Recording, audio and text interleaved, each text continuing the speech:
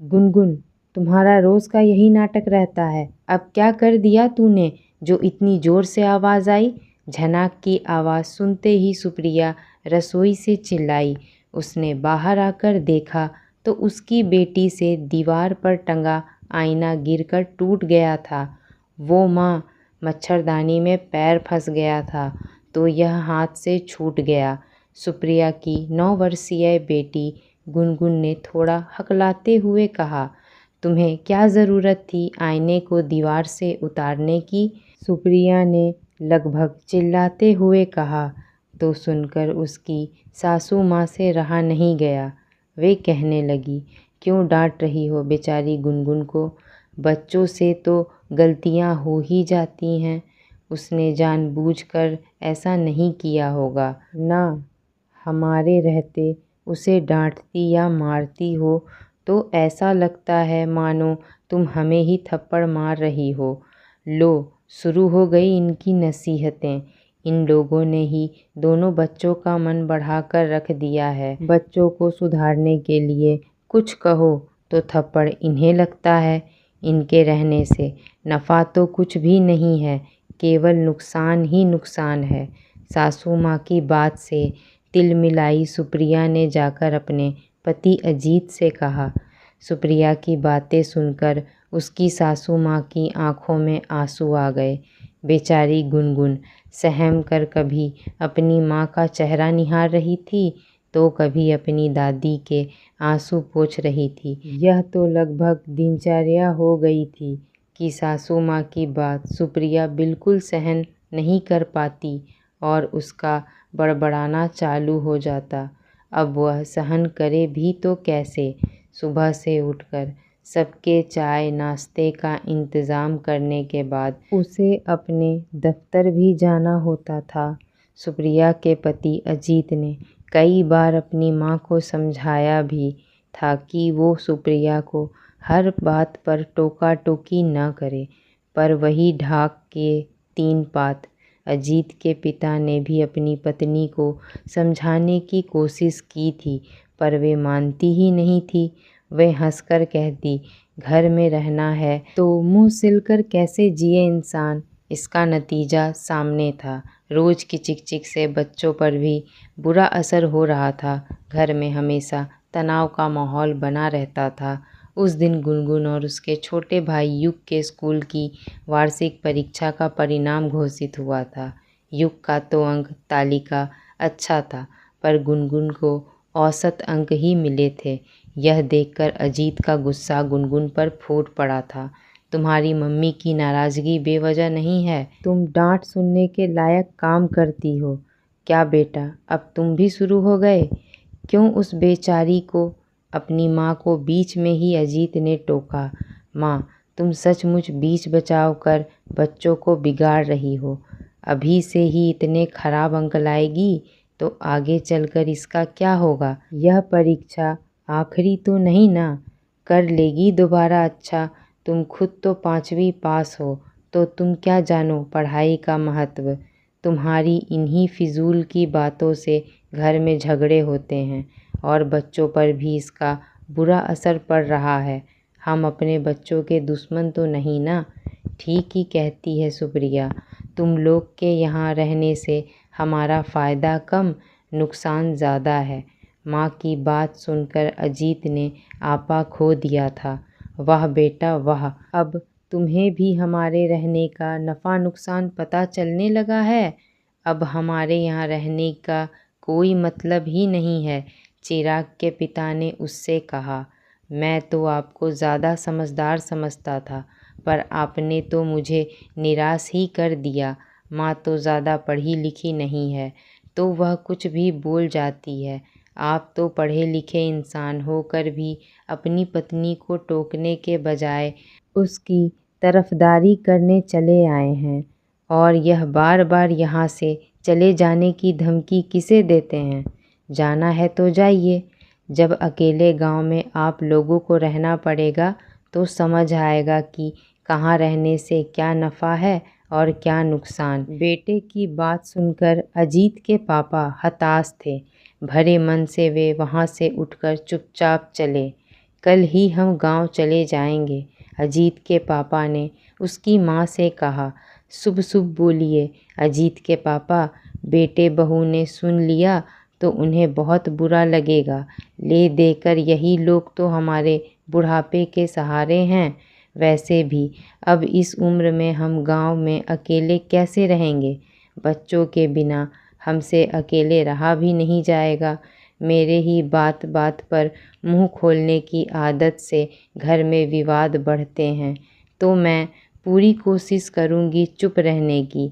आप आखिरी बार मुझ पर भरोसा करके देख लीजिए, फिर आप जैसा कहेंगे मैं वैसा ही करूंगी।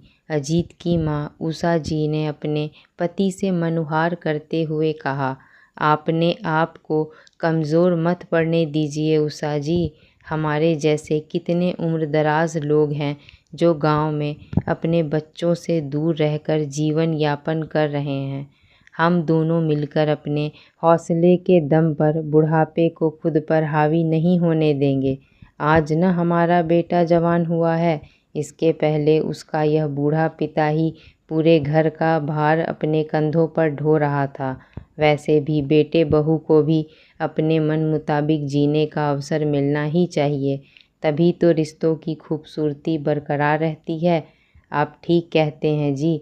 उषा जी ने अपने पति के बातों का समर्थन किया। उषा जी, अपना सामान समेट लीजिए, मैं ट्रेन की टिकट निकलवा रहा हूँ। टिकट कन्फर्म होते ही वे लोग गांव की ओर निकल पड़े। वहां पहुंचकर उन लोगों ने नए सिरे से अपनी गृहस्थी फिर से जमाने लगे। अजीत के पापा ने अपनी बंद पड़ी हारमोनियम को झाड़ पोंछ कर निकाला। धीरे धीरे उन्हें अपने गाने के हुनर के जरिए गांव के कुछ बच्चे बच्चियों को तालीम देना शुरू कर दिया। इस प्रकार उनका मन भी बहलने लगा और 2 पैसे की आमदनी भी होने लगी। उषा जी को भी गांव की आबो हवा रास आने लगी और उनकी बंद पड़ी जिंदगी भी मुस्कुराने लगी। एक सहायिका की मदद से उनकी रसोई महकने लगी और उनकी बेटियों का मायका भी आबाद हो गया। दूसरी ओर अजीत और सुप्रिया को भी दूर रहकर उनकी अहमियत समझ आने लगी। बच्चे भी अपने दादा दादी को बहुत याद किया करते थे।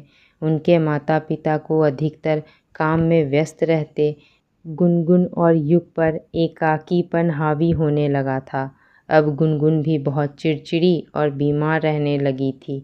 अक्सर रातों को चौंक कर जाग जाना, किसी भी बात को लेकर घंटों आंसू बहाना आदि लक्षण उसमें दृष्टिगोचर होने लगे थे। अजीत और सुप्रिया को भी अपनी गलती का एहसास हो गया था। उन्हें पता था कि उनकी बेरुखी के कारण ही बच्चों के दादा दादी गांव चले गए थे, पर उन्हें दोबारा गांव से बुलाने की वे लोग हिम्मत नहीं जुटा पा रहे थे।